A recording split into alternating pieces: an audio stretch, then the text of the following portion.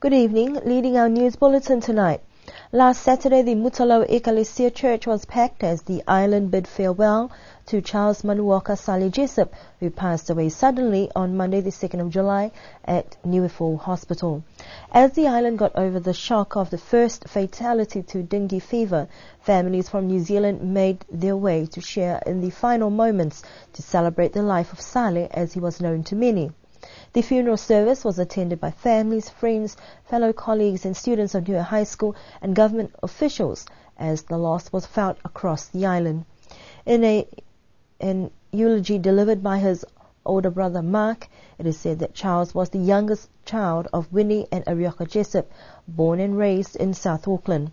A trip to Niue in 1994 spelt a whole new chapter to his life and determination to make Niue home. He had a passion for art, which he shared with his students over the years as the teacher of Niue High School, a position that was initially open for 1 year, but he extended it to 2 years, and it had continued to be his calling for 18 years. Charles went on to wed his sweetheart almost 3 years ago and was blessed with a baby girl. Sale was laid to rest at his home in Matavao next to his grandfather. He is survived by his wife Sama, daughter Arizona, parents Arioka and Winnie, and siblings Mark, Patty and Anna, nephews and nieces and extended family. Yesterday, Niue High School also paid their last respects to him with a special service at the art room with family, students and teachers present. Following the death of Mr. Jessup last week from the hemorrhagic dengue fever, Premier Toke Talangi called a meeting with health officials and village councillors yesterday morning. The meeting was to inform villagers of the dengue outbreak, the history and medical assistance for the public and the number of dengue cases confirmed on the island. Many of the questions asked by village representatives related to how the outbreak could be eradicated. Dr. Waimanupulu said, unfortunately, the dengue virus cannot be eradicated but controlled, and there is no cure for dengue except drinking plenty of fluid, rest and taking Panadol and medication prescribed from the hospital. Dr. Pulu said the hospital can assist those who have dengue, but it is best for everyone to ensure properties are clean and people to be more vigilant. The dengue fever outbreak happened in Niue between 1970 and the 1980s, causing 5 deaths. The hospital said there are lessons that have been taken out of that book, but unfortunately, most of the reports from the incident in those earlier years were destroyed. People must take heed of the advice to make sure all properties are cleaned. As infected mosquito eggs can hatch for 6 months in dry conditions, it is best to burn coconut husks, rubbish and any form of nesting areas for mosquitoes. This is the only way to control and ensure eradication of mosquitoes. The confirmed dengue numbers reported by the hospital is 113, and it looks like the numbers will grow. In February, there were 3 confirmed cases.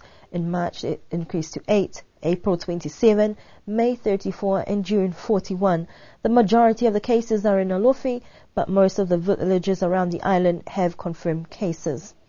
The hospital wished to remind all residents to please visit the hospital if you have flu-like symptoms and that it is very similar to dengue fever symptoms. The best advice was to rest, drink Panadol and drink plenty of fluid. A press release was also expected with an update from the health department detailing information for the public, but that was unavailable when this news bulletin went to air. The Minister of Health was approached to comment on the matter as the Director is currently overseas, but we were unable to get that interview today.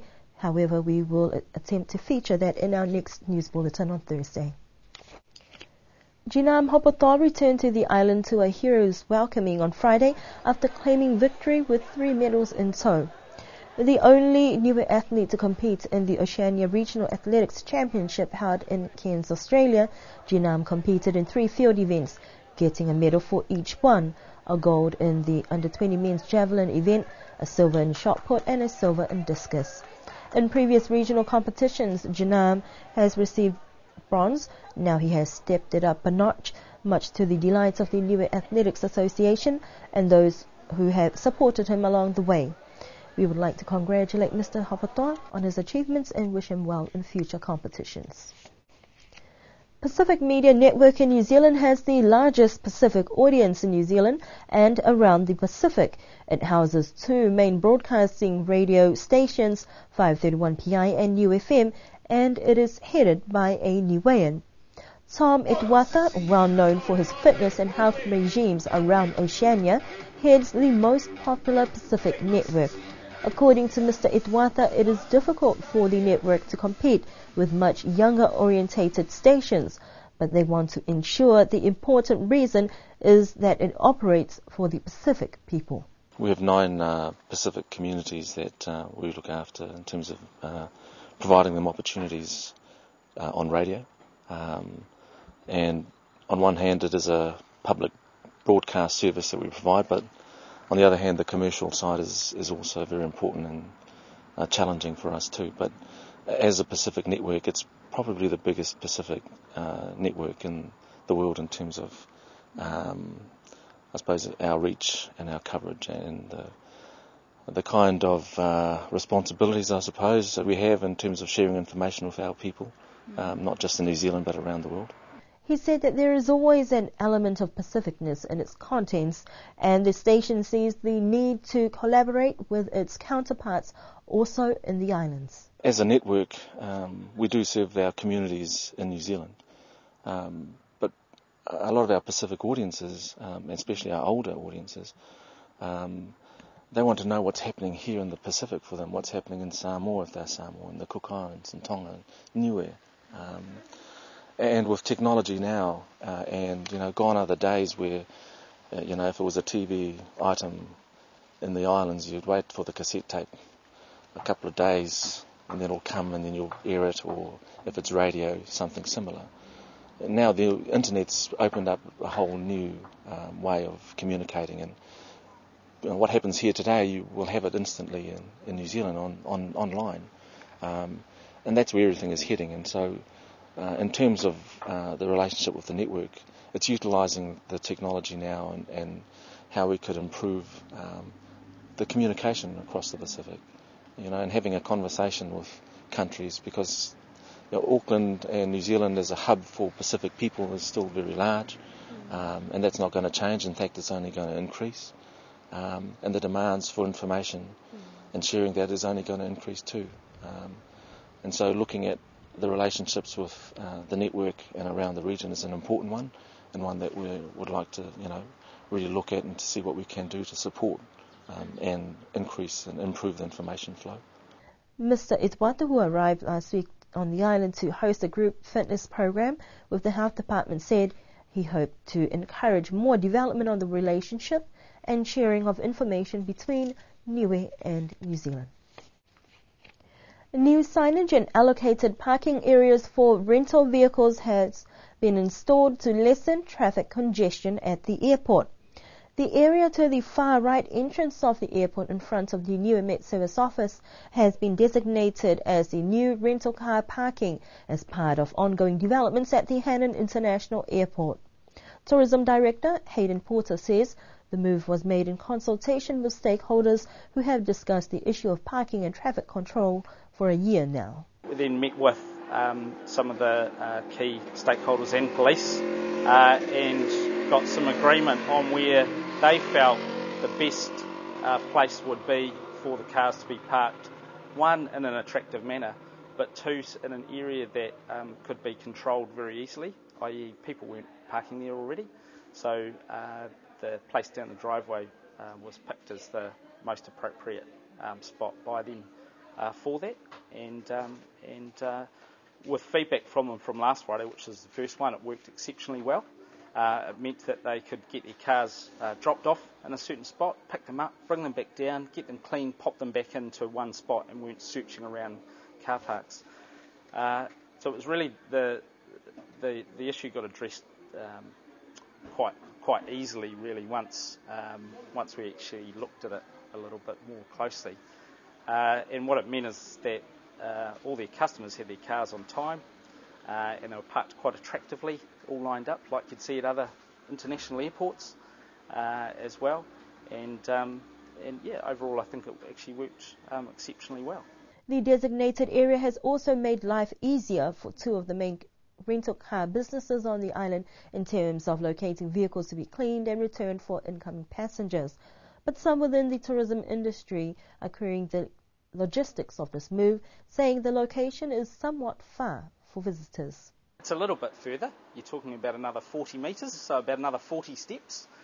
So it's not very much further. The ideal place, of course, would have been directly outside of the terminal, which the public currently uses car parking. So that really wasn't an option, and the space there actually wasn't large enough as well. So it's slightly further, but the other thing is we wanted to take congestion away from the terminal area. So at the moment, people were quite congested in there once you got people waiting for arrivals, and also so the idea is that we can keep the flow going. They come in, they check in for their car, they get directed to their car, and at that stage informed either take your bags to your car or go and get the car, come round because we're freeing up a lot of the traffic congestion, and pick up your bags and off they go.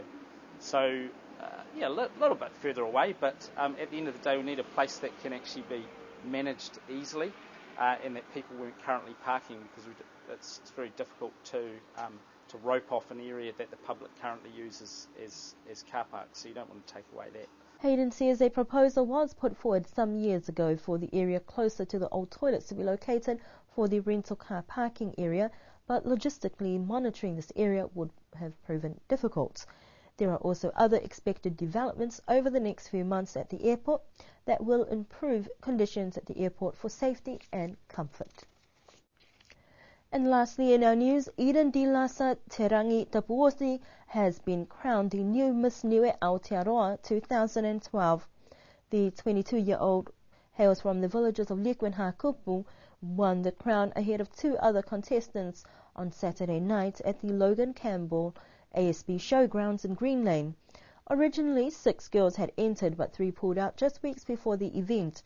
Held every 2 years, the Miss Niue Aotearoa pageant is dedicated to supporting the Niuean community and culture, recognizing the natural beauty of Niuean women of today, with the expectation that those participating will serve as role models for younger generations. Eden came across as the clear winner with a clean sweep of the prizes on the night, from cultural wear, swimwear, evening wear, talent and photogenic sections. The first runner-up went to Mahela Kanivatoa, and second runner-up went to Peaches Josiah Mafina Nike Penny. Eden says that her reason for entering the pageant was as a tribute to her great-grandparents for making their sacrifice, leaving the island and everything they knew to move to New Zealand to give the family the chance to explore better opportunities. And that concludes our news bulletin for tonight. Do join us again for our next news bulletin on Thursday.